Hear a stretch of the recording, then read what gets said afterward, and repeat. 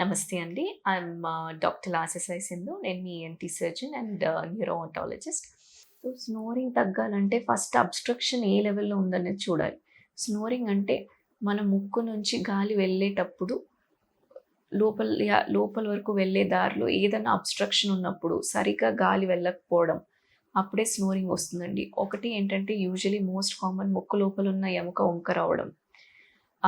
2 sides కండరాలు పెరగడం ఉంటుంది.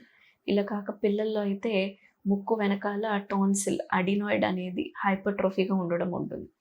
లేదా కొంతమందిలో బాగా ఆహ్, స్ స్థూల శరీరం ఒబెసిటీ ఉండినప్పుడు ఆ నాలుక అనేది వెనక్కి పడిపోవడం వల్ల కూడా స్నోరింగ్ ఉంటుందండి.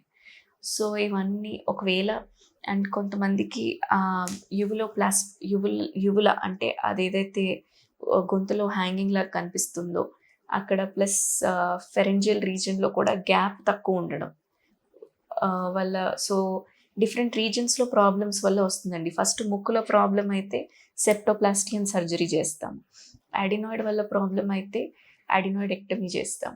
అదే యువిలా లోపల దగ్గర టంగ్ పడిపోతుంది. అక్కడ స్పేస్ లేదు గాలాడడానికి కనిపిస్తే యువలోఫెరింజియల్ పెలాటోప్లాస్టీ అని ఒక సర్జరీ చేస్తాం.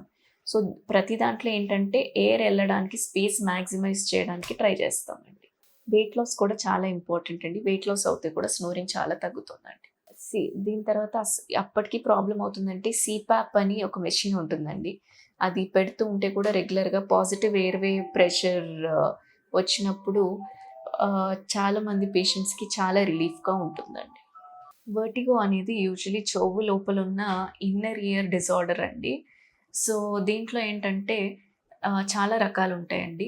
ఇన్నర్ ఇయర్‌లో మీకు ఫ్లూయిడ్ ఎక్కువ అయినట్టుగా అయితే మీనియర్స్ డిసీజ్ అంటాము.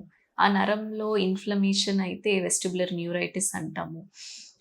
నరానికి అతుక్కొనున్న కాల్షియం రాళ్ళు ఓటోకోనియా గనక కదిలిపోయినట్టయితే బీపీపీవీ అంటే బెనైన్ పారాక్సిస్మల్ పొజిషనల్ వర్టిగో అంటాము.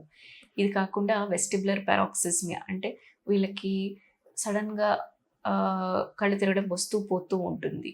వెస్టిబ్యులోపతి అంటే అక్కడ ఆర్గన్‌లో ఏదైనా వీక్‌నెస్ అలా ఉన్నప్పుడు జరుగుతుంది. వెస్టిబ్యులర్ మైగ్రేన్ అని ఉంటుంది.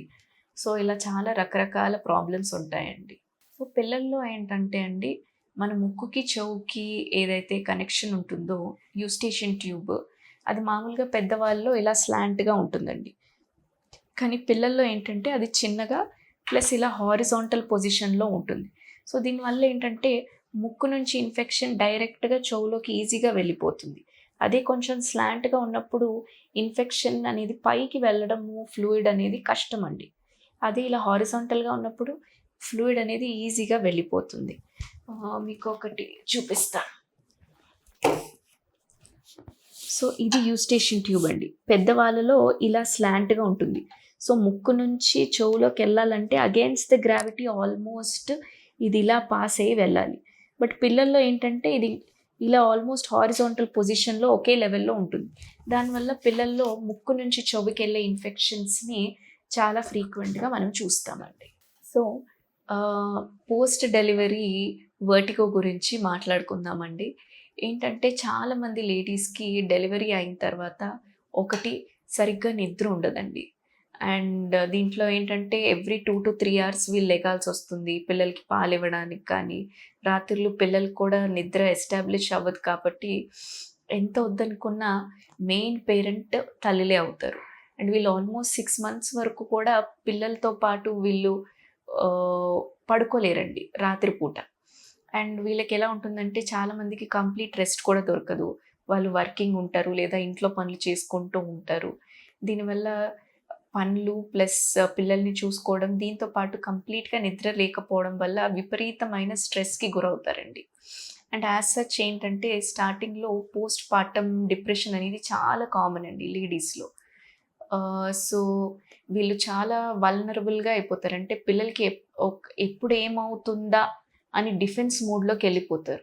ఎస్పెషల్లీ ఫస్ట్ టైమ్ తల్లులందరూ ఇది ఫేస్ చేస్తారండి. అండ్ ఇలా ఉన్నప్పుడు ఎమోషనల్ సెంటర్ అనేది బాగా వీక్ ఉంటుందండి. ఇదే టైంలో బ్యాలెన్స్‌కి సంబంధించిన నరం ఏదైతే ఎమోషనల్ సెంటర్‌కెళ్తుందో అది బాగా ట్రిగ్గర్ అవుతుంది. ఇది అయినప్పుడు ఏంటంటే ఆ నరం వీక్ అవ్వడం వల్ల ఈ చెవు లోపల ఉన్న బ్యాలెన్స్ యంత్రం లోపల ఈ నరానికి అటాచ్ అయిన కాల్షియం రాడ్లు కూడా చాలా కదిలిపోతాయి. ఇది కదిలిపోయినప్పుడు ఆ రాళ్ళు పక్కనున్న సెమీ సర్క్యులర్ కెనాల్స్‌కి వెళ్ళినప్పుడల్లా ఈ పేరెంట్స్ సడెన్‌గా కిందకొంగినా, పిల్లల్ని పట్టుకోవాలని సడెన్‌గా వాళ్ళని ఇలా పైకి లేపినా, బెడ్‌లో సడెన్‌గా ఒక సైడ్‌కి తిరిగినా, వీళ్ళకి విపరీతంగా కళ్ళు తిరిగే ఛాన్స్ ఉంటుందండి. అట్ ది సేమ్ టైమ్ వీళ్ళు ఎంత ఎమోషనల్లీ అప్‌సెట్ అవుతే వీళ్ళ ప్రాబ్లమ్ అంత పెరుగుతూ ఉంటుంది. అండ్ ఈ టైంలో ఒకవేళ తల్లులు పాలిస్తున్న వాళ్ళైతే మెడికేషన్ కూడా పెద్దగా ఏం తీసుకోలేరండి. కాబట్టి ఏంటంటే, ఒకటి వీళ్ళకి కరెక్ట్‌గా ఎక్సర్సైజ్ చేయించాలి. 2 at the same time post partum అనేది చాలా డెలికేట్ ఫేజ్ అండి ప్రతి మదర్‌కి. వాళ్ళకి చాలా ఎమోషనల్ సపోర్ట్ అవసరం అండి. చాలామంది అంటుంటారు, "ఏముంది నువ్వు ఒక్కదానివే తల్లివయ్యావా" అని. అలా కాదండి. ప్రతి ప్రెగ్నెన్సీ డిఫరెంట్, ప్రతి delivery different. Maximum care, attention అనేది తల్లికి ఆ పీరియడ్‌లో ఉండడం చాలా అవసరం అండి. Thank you.